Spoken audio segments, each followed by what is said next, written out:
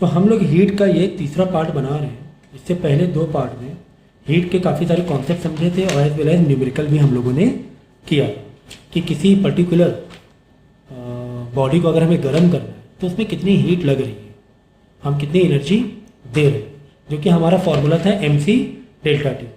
तो जिसने अगर 2 पार्ट नहीं देखा है वो दोनों पार्ट देख कर आओ, ठीक है ना। इसके बाद तीसरा पार्ट सुनेंगे, तीसरा पार्ट आप लोग समझना, ठीक है। तो तीसरे पार्ट में हम लोग समझने जा रहे हैं लेटेंट हीट के बारे में। तो लेटेंट हीट क्या होता है, ओके। देखो, जब हम लोग किसी बॉडी का स्टेट चेंज करते हैं, किसी बॉडी का क्या करते हैं, स्टेट चेंज करते हैं, तो उसमें हीट खर्चा होती है, उसको बोलते हैं लेटेंट हीट, उसको बोलते हैं लेटेंट हीट। बात समझना, पेन भी नहीं चल रहा है। तो लेटेंट हीट में होता क्या है, आपने हीट दी, हीट देंगे तो टेम्परेचर बढ़ेगा कि नहीं बढ़ेगा, हाँ या ना बोलो, चेंज होगा टेम्परेचर में, डेफिनेट चेंज होगा। लेकिन लेटेंट हीट में टेम्परेचर में चेंज नहीं होता है, टेम्परेचर में चेंज नहीं होता है। तो ये हीट कहाँ जाती है, तो ये हीट लग जाती है चेन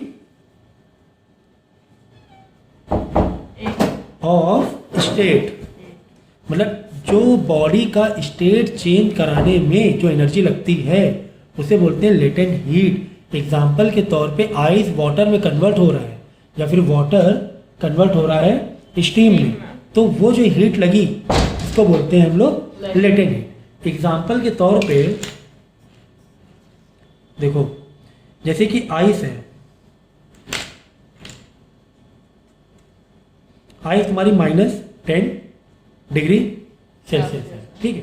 तो ये आइस क्या होगा, पहले जब आप इसको हीट दोगे, हम इसको हीट दे रहे हैं, हम इसको गर्म कर रहे हैं, तो पहले ये जाएगा 0 डिग्री सेल्सियस में, मतलब आइस ही रहेगा आइस, लेकिन पहले क्या होगा 0 डिग्री सेल्सियस होगा। फिर ये आइस कन्वर्ट होगा किस में, वाटर में। तो यहाँ पे जो वाटर होगा जस्ट जो कन्वर्ट हुआ है इंस्टेंटेनियस, ये 0 सेल्सियस ही रहेगा, टेम्परेचर अभी भी नहीं बढ़ा। यानी आइस से वाटर हमने यहां पर भी हीट दिया mc∆T, हमने यहां पर भी हीट दिया, यहां चेंज हुआ mc∆T, चेंज हुआ टेम्परेचर में, हाँ -10 हुआ, -10 नहीं हुआ +10 हुआ एक्चुअली में, -10 से 0 गया ना, 10 बढ़ा, ठीक है। हीट हमने दिया, दे दें हीट का नाम Q1, ओके। यहां पर भी हीट दिया, लेकिन आइस से वाटर बना है, मतलब पिघली बना, लेकिन यहाँ पर तुम्हारी एनर्जी, तुम्हारा जो टेम्परेचर है वो नहीं बढ़ा, 0 से 0 ही है। तो यहाँ पे कौन सी एनर्जी लगी, यहाँ पे लगी ml, latent heat, L for latent heat. ये कांस्टेंट वैल्यू है, डिपेंड ऑन बॉडी। वाटर की लेटेंट हीट अपनी होती है ना, अलग अलग, मर्क्यूरी की अलग है, सबकी अपनी अलग अलग होती है लेटेंट हीट। तो यहाँ पर देखो चेंज नहीं हुआ, Q2 हमने हीट दी, हमारी हीट खर्चा हुई, लेकिन कहाँ लग गई, ml, किसमें, स्टेट चेंज कराने में, नो टेम्परेचर चेंज। फिर हम क्या कर रहे हैं, साइकिल कंटिन्यू कर रहे हैं, और अब पानी बन गया, ठीक है, अब और गर्म कर रहे हैं, तो पानी हो गया तुम्हारा कितना, 100 सेल्सियस तक पहुंचा दिया तुमने, कितना पहुंचा दिया, 100 सेल्सियस तक पहुंचा दिया। यहाँ पर क्या लगा, Q3 दे दो इसको, और यहाँ पर टेम्परेचर चेंज हुआ है, तो mc∆T कह सकते हो, यहाँ पर mc∆T कह सकते हो यहाँ पर कि हाँ भाई टेम्परेचर तो चेंज हुआ है, टेम्परेचर तो चेंज हुआ है, ठीक है ना, mc∆T हो गया। फिर क्या हुआ, फिर वाटर से और हमने गर्म किया, स्टीम बन गया। जब स्टीम बना तो अभी भी 100 ही है, टेम्परेचर चेंज नहीं हुआ है। ये बॉइलिंग पॉइंट है 100 सेल्सियस, वाटर से स्टीम तो बन गया, लेकिन अभी 100 में है, पहले 100 में ही है, बाद में बढ़ेगा। तो यहाँ पर कितना लगा, Q4 है ना, चौथा स्टेप है, यहाँ पे क्या लगेगा, ml लगेगा। क्यों, नो चेंज इन टेम्परेचर, क्यों, नो चेंज इन टेम्परेचर, यहाँ पर ml लगा। अब स्टीम से तुमने और बढ़ाया, 150 कर दिया, वहाँ पर वापस mc∆T लग गया। तो यहाँ पर यानी कि आइस से वाटर बन रहा है, तुम्हारी हीट तो लग रही है, लेकिन फिर भी टेम्परेचर नहीं बढ़ रहा है, मतलब वो स्टेट को चेंज कराने में हीट खर्चा हो रही है, सॉलिड से लिक्विड में जाने के लिए, यहाँ पर लिक्विड से स्टीम में जाने के लिए, ठीक है। तो 2 जगह ये ml तुम्हारा लग गया, इसी को हम लोग बोलते हैं लेटेंट हीट। अब क्वेश्चन में यानी कि Q = ml एक फॉर्मूला है हमारा, और अगर टेम्परेचर चेंज होता है तो Q is equal to mc delta T है, जो आपने पढ़ चुके हैं, पढ़ रहे। अब पूरी एनर्जी कितनी लगी, यानी कि अगर मैं बोलूँ, देखो मैं एक साथ में पूरा एक बताया दे रहा हूँ, इतना बड़ा साइकिल आता तो नहीं है, फिर मैं एक ही बार में बता दे रहा हूँ। देखो अगर तुमसे कोई पूछे कि बताओ -10 से तुम्हें 120 सेल्सियस तक करने में, -10 में था तुम्हारी बॉडी और तुमने कितना कर दिया 120 सेल्सियस तक, तो बताओ तुम्हें कितनी हीट खर्चा हुई। तो हम लेंगे Q टोटल हीट, ठीक है। अब यहाँ पर कर दो Q1 plus Q2 plus Q3, देख लो 1 2 3, देख लो फिर तो -10 से 0, 0 से 0, फिर 0 से 100, 100 से 100, फिर 100 से 120, 120 भी बताना है ना। तो कितने हो गए, देखो कितने Q हो गए, 1 जब मारो 1 2 3 4 5 Q हो गए, Q4 प्लस Q। इतना बड़ा खैर साइकिल एग्जाम में नहीं आता, लेकिन तुम्हें कॉन्सेप्ट पूरी तरीके से दिमाग में बैठाने की मैंने बता दिया कि पहले क्या किया, -10 से 0 सेल्सियस हुआ तुम्हारा, आइस ही रहा, लेकिन अभी 0 सेल्सियस है, लेकिन 0 से जब आइस से वाटर बना तो 0 का 0 ही रहा, अभी तुम्हारी हीट खर्चा हुई ml के रूप में। फिर 0 से 100 सेल्सियस तक की हो गई, तुम कंटिन्यू गैस चलाए हुए हो, दे रहे हो हीट बढ़िया, तो यहाँ पर चेंज इन टेम्परेचर हुआ तो mc डेल्टा टी, क्योंकि स्टेट तो चेंज हुआ नहीं। फिर ये 100 सेल्सियस वाटर पहुँचेगा, स्टीम में कन्वर्ट करना शुरू हो जाएगा। तो इनिशियली जब स्टीम में आएगा, जस्ट कन्वर्ट होगा, तब तुम्हारा ml लगेगा, मतलब नो चेंज इन टेम्परेचर। फिर स्टीम भी और हीट तुम कर रहे हो, तो 120 सेल्सियस तक हो गया, या 150 200 जो भी है। तो यहाँ पर टोटल 5 हीट लग गई। चलो Q1 में क्या हो रहा है, डेल्टा टेम्परेचर चेंज हो रहा है, हाँ सर हो रहा है, mc डेल्टा टी लगा लो। प्लस Q2 में टेम्परेचर चेंज हो रहा है क्या, नहीं हो रहा है, ml लगा लो, क्योंकि आइस से वाटर बना है। Q3 में टेम्परेचर चेंज हो रहा है, हाँ हो रहा है, कितना mc डेल्टा टी हो रहा है, चलो डेल्टा चेंज हो रहा है, क्यों, क्योंकि तुम्हारा 0 से 100 बन गया।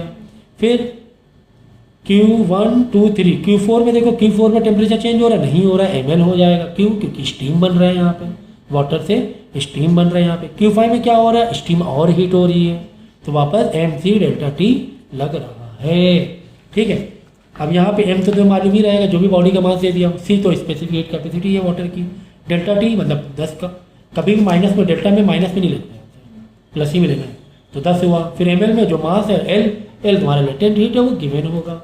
फिर mc डेल्टा टी में m मतलब मास हो गया, c मतलब स्पेसिफिक हीट कैपेसिटी हो गई। यहाँ पे क्या हुआ, वाटर जो 0 डिग्री था, 0 डिग्री सेल्सियस था, वो 100 डिग्री सेल्सियस हो गया, 100 का फर्क हो गया।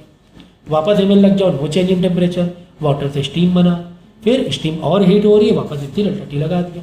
अब इस पूरी कहानी में तुम्हें टोटल क्यू निकालना होगा, सबको प्लस कर दे, निकाल देना। खैर फिर भी इतना बड़ा साइकिल नहीं आएगा, ठीक है। हो सकता है 2 प्रोसेस दे, हो सकता है आइस 0 से दे दे। अब बोलेगा वाटर तुम्हें 100 तक करना है, वाटर 20 तक के करना है, 0 से 20 तक करना है, तो 0 से 0 ml plus mc delta T, 2 ही प्रोसेस में काम हो गया, 2 ही प्रोसेस में काम हो गया। तो ये है कहानी इसकी लेटेंट हीट की, ठीक है ना। तो बस अब ये न्यूमेरिकली आते हैं इसमें, और क्या है, ग्राफ होता है, ग्राफ आता है, ग्राफ देख लो, चलो ग्राफ तो आता है एग्जाम में, ग्राफ देख लेंगे। देखो यहाँ पे क्या हो रहा है, अच्छा ग्राफ ले लो, चलो ये लेते हैं ग्राफ। यहाँ पे क्या हो रहा है, ये टाइम है, तुम हीट दे रहे हो, हाँ यहाँ चार्ज 0 से स्टार्ट है, यानी तुम्हारी आई से 0 से ही है, ये डायरेक्ट 0 से स्टार्ट है, -10 से स्टार्ट है, 0 से।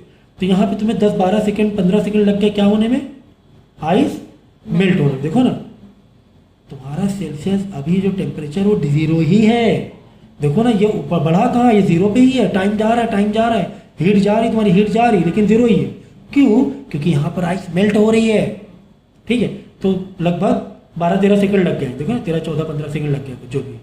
फिर यहाँ पर आइस मेल्ट हो चुकी, अब पानी बन गया है, 0 सेल्सियस ही था, अब और हीट तुम कंटिन्यू दे रहे हो, हीट कंटिन्यू दे रहे हो, तो क्या हो रहा है, अब तुम्हारा देखो टेम्परेचर बढ़ रहा है, वाटर का टेम्परेचर 0 से 1 2 3 50 60 70 80 90 100 तक पहुँच गया।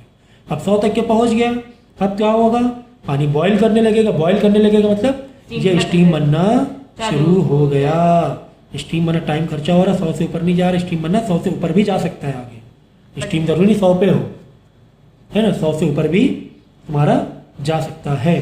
तो ये पूरा टाइम किस में लग गया, लगभग 50 सेकेंड 60 सेकेंड 70 सेकेंड, ये तुम्हारा स्टीम बनने में ही लग गया। तो यहाँ पर ml, यहाँ पर mc डेल्टा टी, अगेन यहाँ पर ml, क्योंकि स्टेट चेंज हो रहा है। ठीक है, तो ग्राफ रीड करना आएगा तुम्हें और पूछेगा कि इसी के अकॉर्डिंग इन्फॉर्मेशन दिया रहेगा। एग्जाम्पल तो ये ग्राफ, चलो ये लिख दो, ये अच्छा ग्राफ है, ये मेरे ऐसा ग्राफ मैंने -10 से उठाया था, देखो -10, 0 ऊपर है, यानी कि टेम्परेचर -10 से दिया।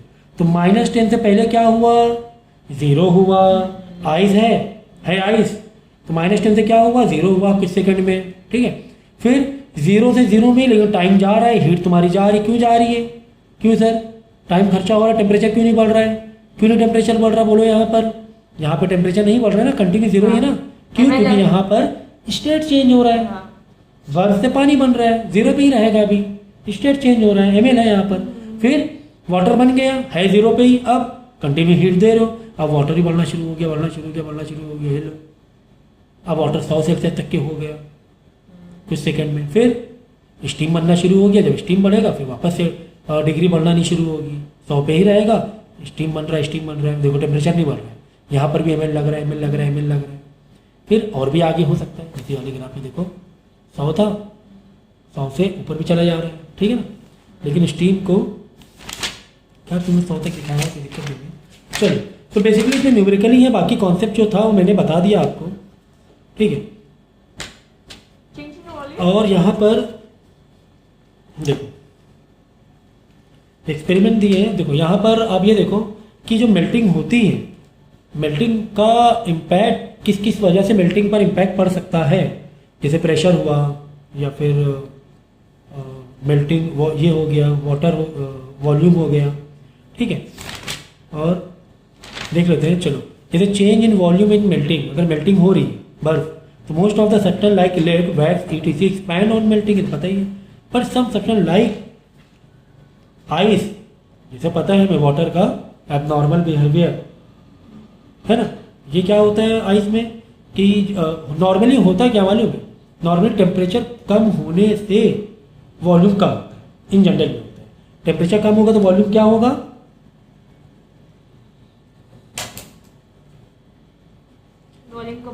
टेम्परेचर कम होने से वॉल्यूम कम होगा, लेकिन अगर हम वाटर की बात करें, वाटर क्या है, एबनॉर्मल बिहेवियर है ये, जैसे वाटर तुम्हारा 50 पे था, 50 से 40 किया, वॉल्यूम कम हुआ, 40 से 20 किया, वॉल्यूम कम हुआ, 20 से 5 किया, वॉल्यूम कम किया, फिर 4 किया वॉल्यूम पे, जब 4 डिग्री सेल्सियस से और कम करोगे तो वॉल्यूम बढ़ने लगेगा। ये तुम्हारा एक एबनॉर्मल बिहेवियर है वाटर का, 4 से नीचे जाएगा वॉल्यूम बढ़ेगा, यानी अगर तुमने समझो कोई बॉटल है कांच की, अगर तुमने फुल पानी भर के, फुल पैक कर, ढक्कन पैक करके रख दिया फ्रीजर, पक्का तुम्हारी बॉटल फटने वाली है, पक्का फटेगी। अक्सर है जहाँ पर स्ट्रीम लेवल पे कोल्ड होता है, स्ट्रीम लेवल पे विंटर होता है, उन कंट्रीज में जो पाइपलाइन होती है ना, वो अक्सर फट जाती है, क्यों, क्योंकि एक्सपैंड करने लगता है पानी, आइस है ना, एक्सपैंड करने लगती है। अक्सर आप प्लास्टिक की बॉटल भी देखो ना, जैसे आप खोलोगे बड़े आकड़ी रहती बॉटल रहती है फ्रीजर में, अगर आप रख दो डीप फ्रीज में, ठीक है ना। तो ये चीज़ है कि अक्सर मोस्टली है ना जो सब्सटेंस होते हैं वो कॉन्ट्रैक्ट ही करते हैं, लेकिन कुछ सब्सटेंस ऐसे होते हैं वो एक्सपैंड कर जाते हैं वॉल्यूम कम होने से, ठीक है। So effect of pressure on the melt, pressure का क्या इफेक्ट है melting point, the melting point of the substance which contract on melting like ice, ठीक है, decrease by the increase pressure, ठीक है ना।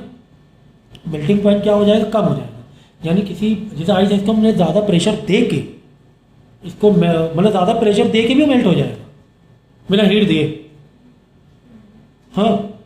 तो होता है, देखो यहाँ पे लिखा हुआ 0.0072 Celsius for every 1 atmospheric rise in pressure, तो ऐसा प्रेशर बढ़ाने पे ये इतना कम हो जाएगा, ठीक है ना।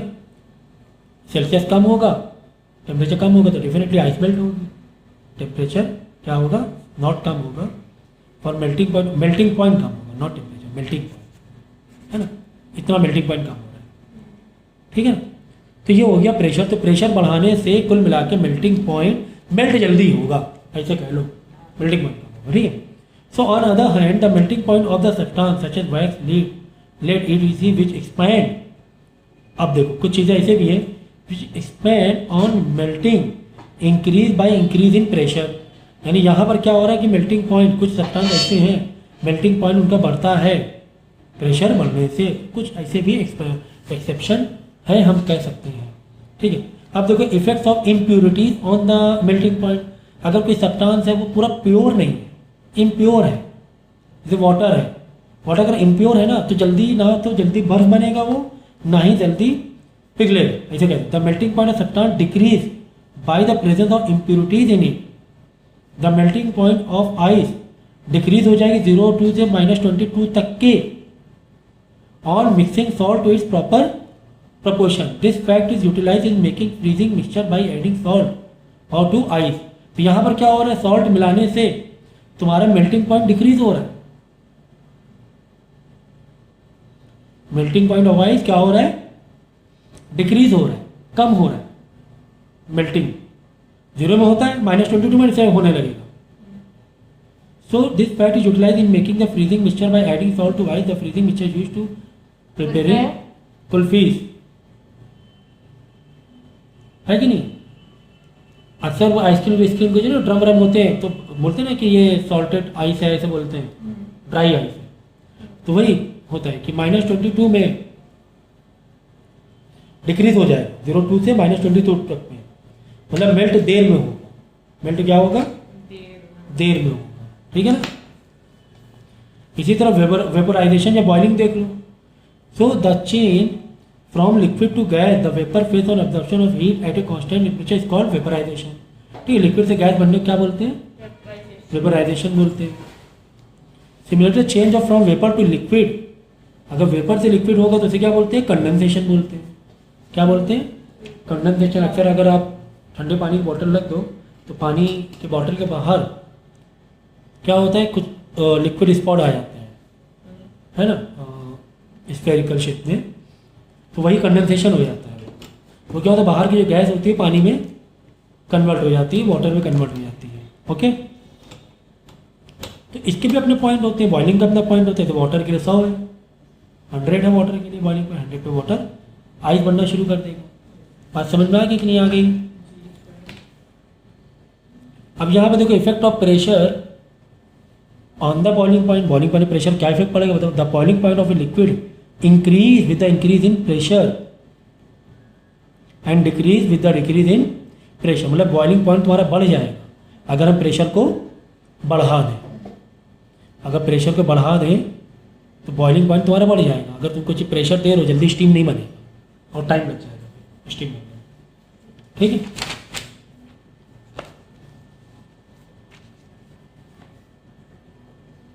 अब आ गया effects of impurities on the boiling point. Impurities बढ़ाने से क्या होगा, see the boiling point liquid increase, बढ़ जाएगा बॉइलिंग पॉइंट तुम्हारा।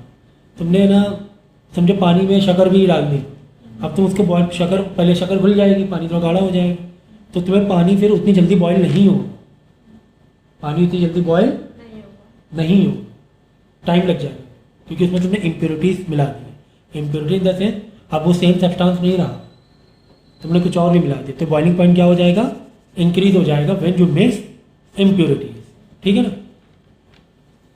अब आ जाओ लेटेंट हीट में, जो कि मैंने अभी बता दिया। लेटेंट है specific latent heat. We have read that during the change of phase of a substance which take place at a constant temperature a considerable amount of heat energy absorb by liquid. Heat energy absorb by a solid during melting and an equal amount of energy is liberated by the liquid during the freezing without showing any change in temperature. तो जो मैंने बताया कि what is latent heat, वो energy जब temperature तो बदल नहीं रहा है फिर भी एनर्जी तुम्हारी लग रही है, तो उसी को हम उसी हीट को या उसी एनर्जी को बोलेंगे लेटेंट हीट, ठीक है। और लेटेंट हीट का फॉर्मूला क्या, Q/m, यानी कि Q मतलब हीट, M मतलब मास, तो यानी कि M को उधर भेज दोगे तो Q इक्वल टू क्या आ जाएगा, ml। Q इक्वल टू क्या आ जाएगा, ये लेटेंट हीट।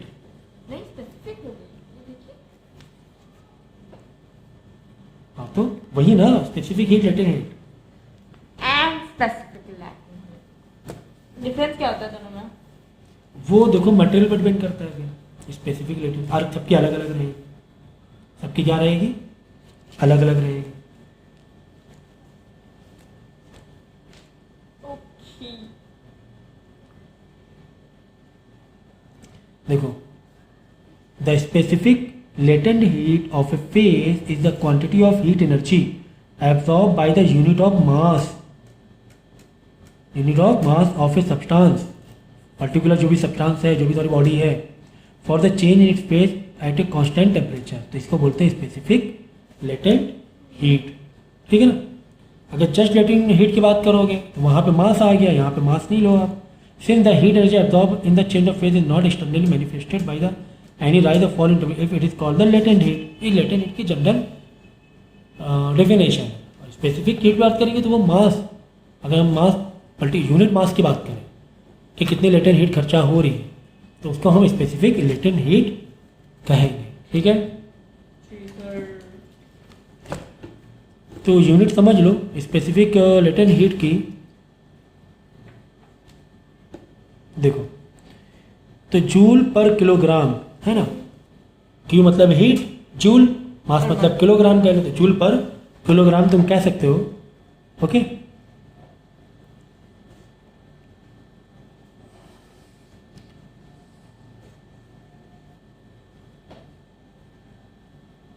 अब देखो यहाँ पे लिखा हो specific latent heat of fusion of ice. So the specific latent heat of fusion of ice is heat energy required to melt unit mass of ice 0 Celsius to water 0 Celsius. Ice 0 से water 0 में जाने के लिए just तुम्हारा face change हो रहा है, तो उसको ही हम बोलेंगे क्या, specific latent heat of fusion of ice. ठीक है ना। मतलब 0 सेल्सियस से ही हमारा क्या है, 0 है, या फिर वाटर 0 से आइस भी 0 है। मतलब वाटर तुम फ्रीज कर रहे हो, पानी ठंडा कर रहे हो, तो पहले क्या होगा, वाटर 0 में पहुंचेगा, फ्रीज होगा, और तुम उसको तुम और ठंडा करोगे तो भी वो 0 ही रहेगा और आइस बन जाएगा, लेकिन 0 ही रहेगा इनिशियली। बाद में चाहो तो और माइनस में हो सकता है। इसी बोलते हैं specific heat, latent heat of fusion of ice. ठीक है ना।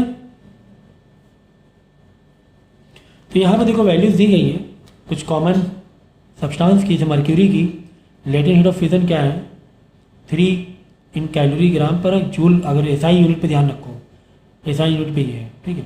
तो आइस के याद रखना क्या, 336 बहुत काम आता है बार बार। ठीक है। कॉपर हो गया, पेरिफेट, सिल्वर हो गया, तो आइस का याद रखना।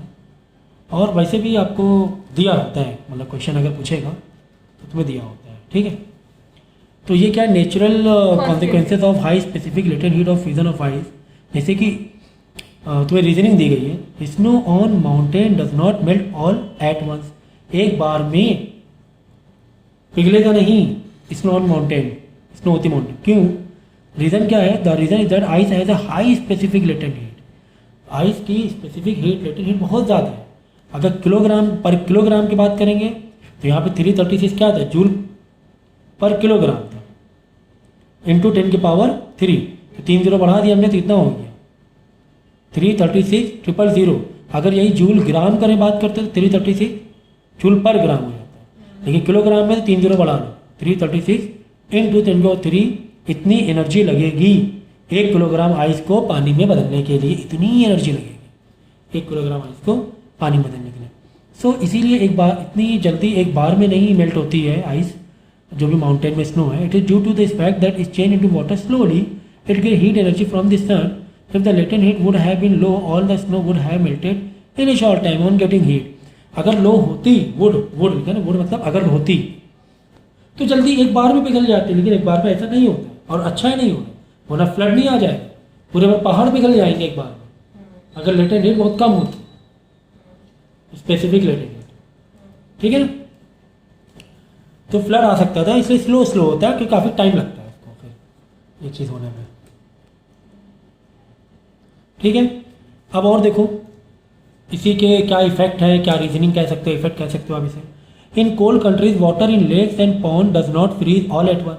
इसी तरह फ्रीज भी नहीं होते एक बार में, एक बार पूरा फ्रीज हो जाएंगे ना तो पूरा नीचे तक के सब फ्रीज हो जाएगा पूरा ही, लेकिन नीचे ऐसा नहीं होता, ऊपर फ्रीज होता है, फिर बाद में क्या होता है, वाटर का एबनॉर्मल बिहेवियर होता है, वॉल्यूम बढ़ जाता है, डेंसिटी कम हो जाती है, 4 सेल्सियस से और डाउन होने में, डेंसिटी कम होने से आइस ऊपर ही तैरती रहती है और पानी साइकिल नहीं कर पाता है, पानी ऊपर नहीं आता है, तो नीचे का पानी रह जाता है, ऊपर आइस रह जाती है।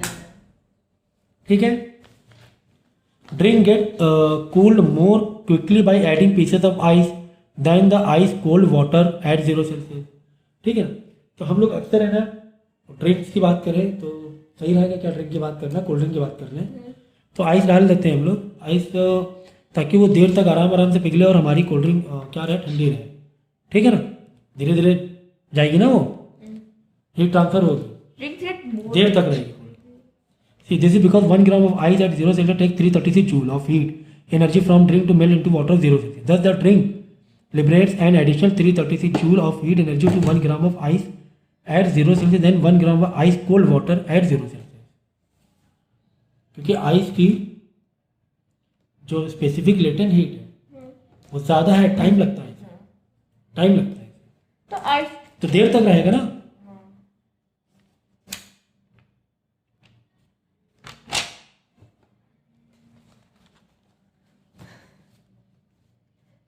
When ice in a frozen lake start melting, surrounding become very cold.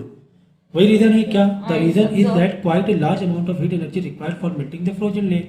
ठीक है ना, इतनी बड़ी पूरी फ्रोजन लेक है, वो बाहर का एटमॉस्फेयर का टेम्परेचर ले रहा है, तो फिर क्या होगा, इक्विवेलेंट टेम्परेचर नहीं होगा अगल बगल, एक ठंडा एक गर्म, समझो तुम्हारा टेम्परेचर का जो नॉर्मल टेम्परेचर गर्म है थोड़ा, और यहाँ पर और जो आइस है वो जमा हुआ है तो ज़्यादा ही माइनस में है, और उसके ऊपर जो एयर है वो माइनस में नहीं है, वो ऑब्जॉर्ब कर रहा है। अब वो एब्जॉर्ब कर रहा है, धीरे धीरे हीट ट्रांसफर हो रही, तो एक इक्विवेलेंट में पहुंचेगा।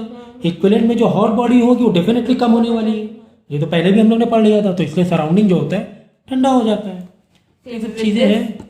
हाँ, तो अब क्या कर लेते हैं, देखो न्यूमेरिकल जो ये देख लेते हैं, ग्राफ देख लेते हैं, जो कि एग्जैक्टली एग्जाम में सब ज़्यादा आते हैं। देख चुके हैं ये अभी देख लिया, लेकिन अब हम थोड़ा सा पढ़ के देखते हैं कि क्या इसे पूछा गया है।